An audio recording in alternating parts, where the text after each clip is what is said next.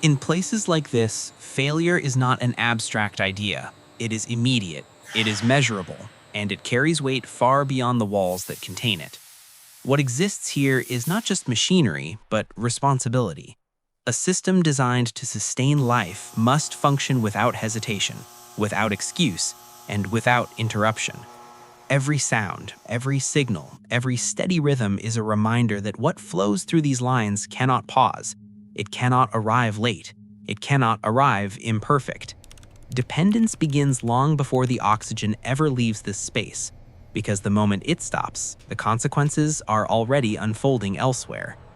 This is a system built around certainty.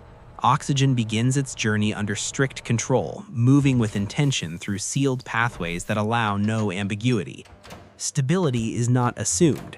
It is verified constantly, at levels too small for the human eye to see, but too important to ignore. Pressure holds within precise limits. Purity never drifts. What looks calm is the result of relentless balance. Scale reveals itself not through excess, but through coordination. Every component relies on the next, forming a chain where weakness is not tolerated. Oversight is continuous, but rarely dramatic. There are no alarms because there is no room for surprise. Reserves stand ready before demand ever rises. Safety systems cycle endlessly, proving their readiness even when nothing is wrong. Redundancy is not a backup plan, it is the plan. Parallel systems operate together, not because failure is expected, but because it is unacceptable. The path outward is deliberate, moving toward places that will never see this machinery, yet rely on it completely. Human presence here is quiet and restrained. Intervention is rare, because the goal is stability, not heroics. Instruments confirm what the system already knows. Quality is measured, confirmed, and confirmed again. Distribution branches outward, preparing for needs that cannot wait for permission. Emergency responses are tested without hesitation. Power is protected because life support does not negotiate with outages.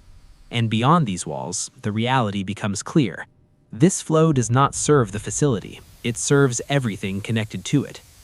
At the core, separation happens with cold precision. Air becomes oxygen through processes refined to remove uncertainty. Once sealed, integrity is preserved. Surveillance never blinks. Pathways converge overhead, dense with purpose. When everything runs smoothly, people disappear from the process. The system holds itself in balance because it has to. And it is precisely this insistence on reliability that raises the next question. If failure cannot be allowed, then nothing that enters the system can be ordinary. Trust begins with material. Before anything is assembled, before any connection is made, inputs are judged with the same severity as outputs. Metals arrive not as commodities, but as certified components, each marked, tracked, and verified. There is no such thing as acceptable variance. Every surface, every interior channel is examined for flaws that could compromise purity or strength. Access is controlled. Inspection is methodical. Contamination is prevented before it has a chance to exist. Handling follows strict rules. Seals remain isolated. Components are scanned, measured, and compared against standards that do not bend. Composition is confirmed down to the alloy itself. Nothing moves forward until it proves it belongs. Even movement through the facility is intentional, maintaining continuity and control. Dimensions are checked because pressure does not forgive error. Once verified, integrity is locked in place, preserved until the moment of use. These materials are not stored randomly. They are staged beside the systems they will become part of, already integrated into the logic of the whole. Assembly sequences are defined in advance. Cleanliness is enforced mechanically, removing human inconsistency. Filtration stands ready to protect purity downstream. Certification is not symbolic, it closes a loop. Only then does the system allow itself to proceed. Preparation continues quietly. Lubrication is applied with precision, designed for compatibility rather than convenience.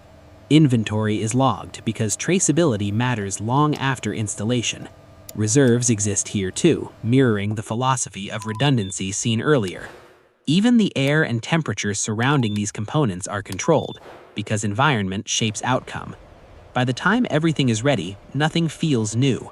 The materials are no longer separate objects. They are waiting roles in a structure that demands perfection.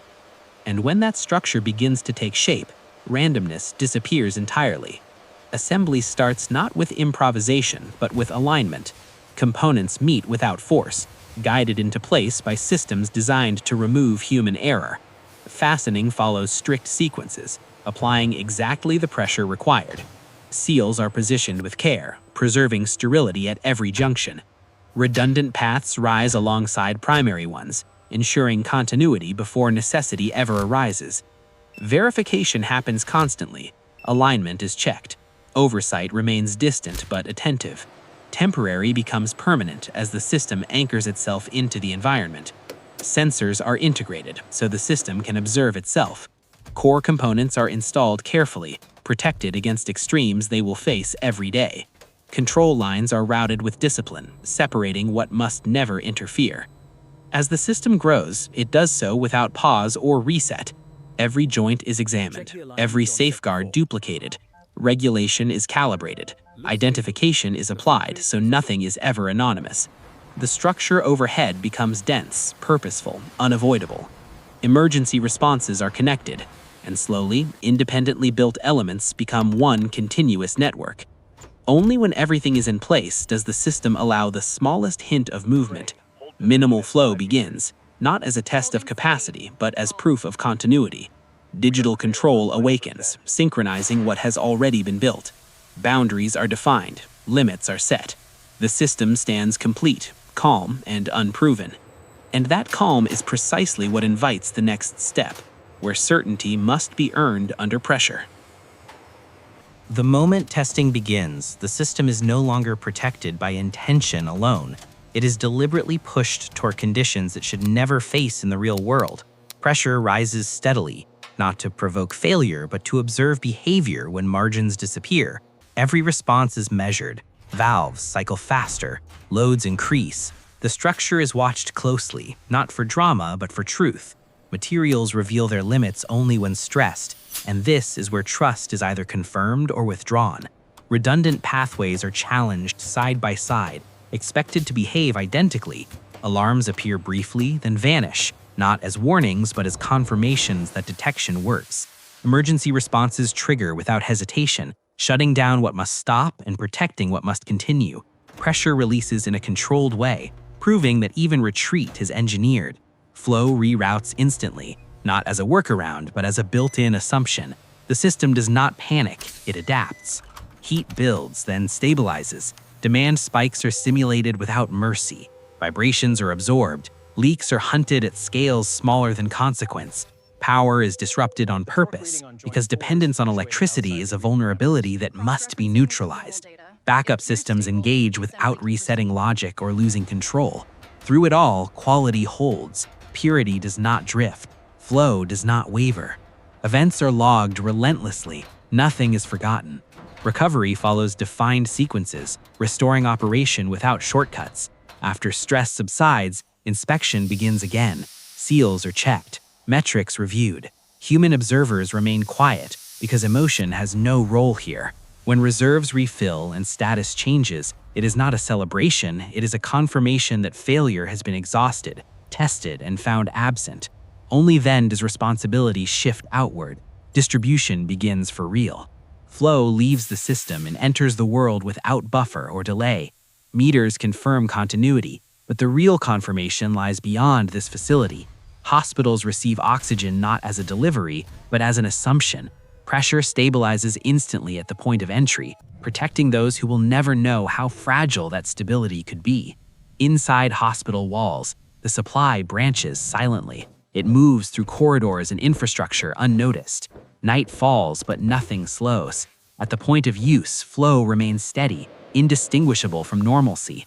One source now supports many endpoints, all monitored from a distance. The loop remains closed. Demand rises and output adjusts autonomously. Reserves refill even as distribution continues, maintaining balance without interruption. The city itself becomes part of the system. Beneath streets, through unseen pathways, oxygen travels quietly.